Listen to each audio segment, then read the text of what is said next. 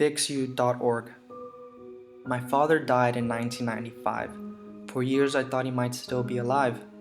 It's not that strange. A lot of young children struggle to understand the confusing concept of death. How can someone be here one day and gone the next?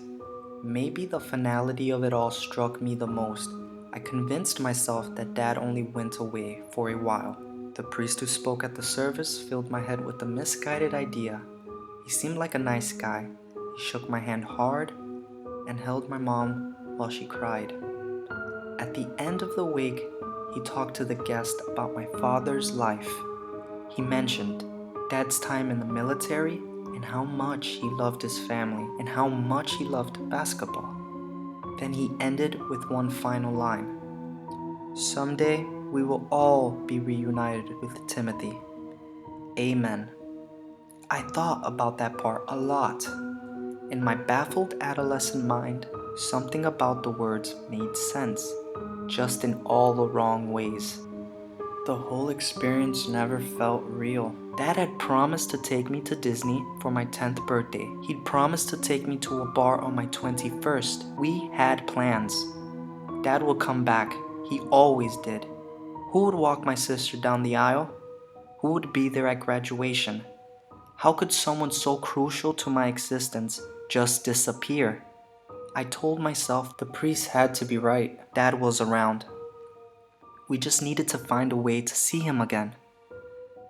In the weeks that followed, phone calls and visits from extended family and friends started to flicker out.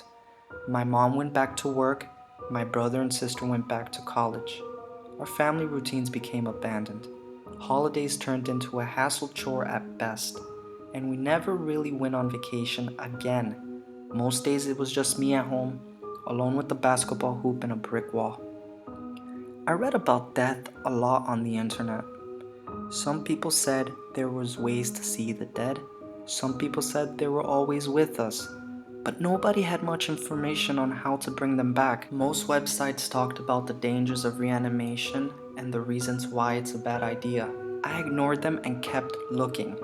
Eventually, months after the funeral, I found the answers to my question. The website called itself fixyou.org, and I can still remember the neon lettering and corny graphics on my crappy computer monitor. The site had 2 tabs, incantations and contact us. I clicked the former and waited about 20 minutes for it to load on our dial-up connection. Read text appeared after a moment.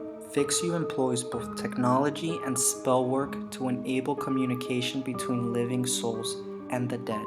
All information is to be used with extreme caution. Please view the next page to see if you qualify for disclosure. I clicked past the warning without even hesitating. The following page showed a form requesting my name, age, and address. I entered it all and selected Next. A green check mark appeared. I guess I met the requirements. FixYou requires a specific object to be cursed. This object should have a specific connection to both the individual conducting the spell and the individual who has passed away. Please locate it before continuing. I grabbed my basketball, scrolled down the page. Dad taught me the infamous family hookshot just 2 months prior. Repeat the following words 6 times, aloud. Hold the object and spin it once for every repetition. The phrase seemed to be Latin. I struggled through the pronunciation and did as told. It felt weird, but it's not like anybody was at home to judge me. Surge Lazarum, dicere Lazarum. Nothing happened. I said the phrase 16 times exactly. I searched for a non-existing next button on the website. Frustration built up inside me like a powdered keg.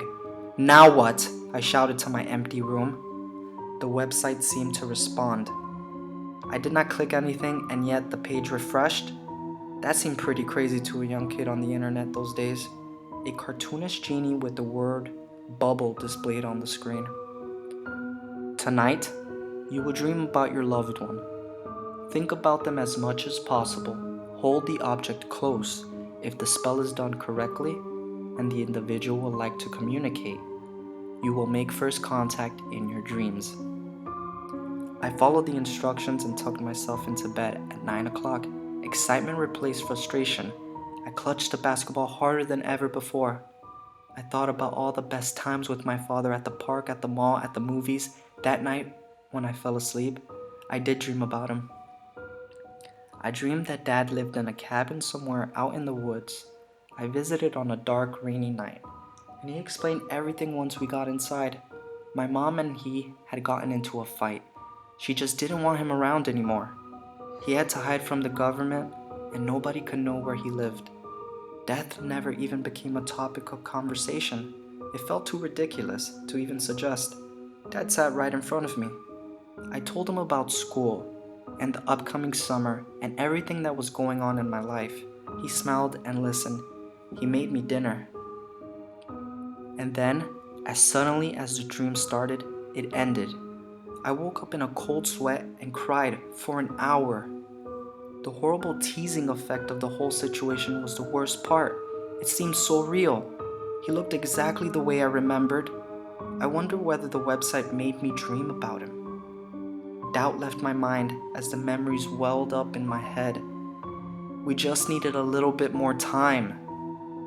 I rushed back to the old computer in my bedroom immediately after breakfast. I loaded up fixu.org and waited for the dial-up modem to connect.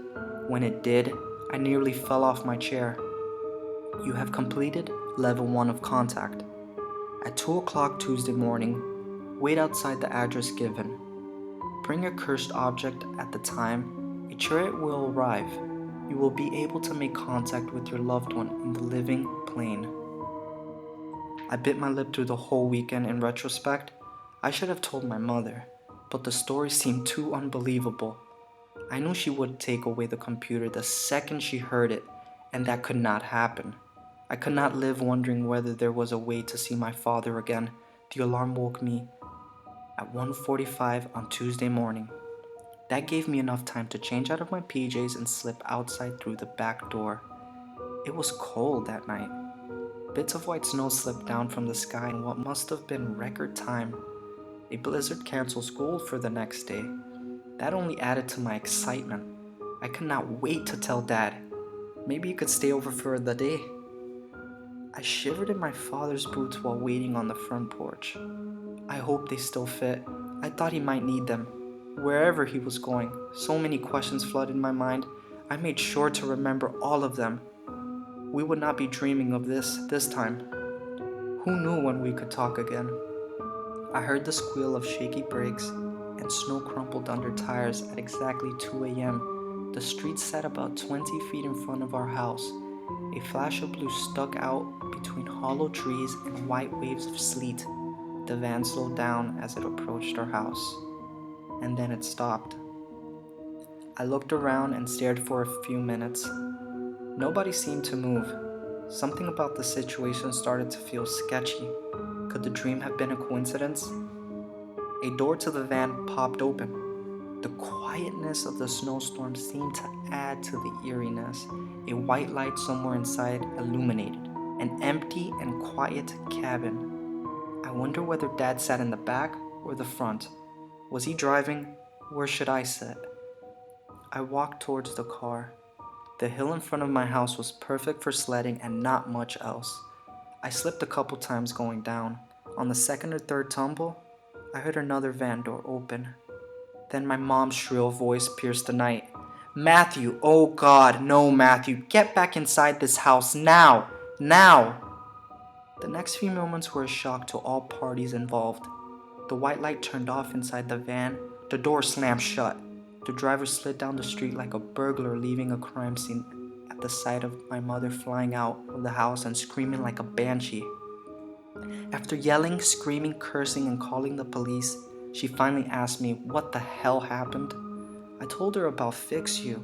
I told her about my dreams and my plan to meet Dad and talk to him one last time. She looked terrified. You see, there was a story on the local news that night. Several children in the area had recently been abducted. The newscaster said they did not have much information available as of yet. The only lead cops had at the time still gives me the feeling of ice water running down my spine. The individual lured young victims online.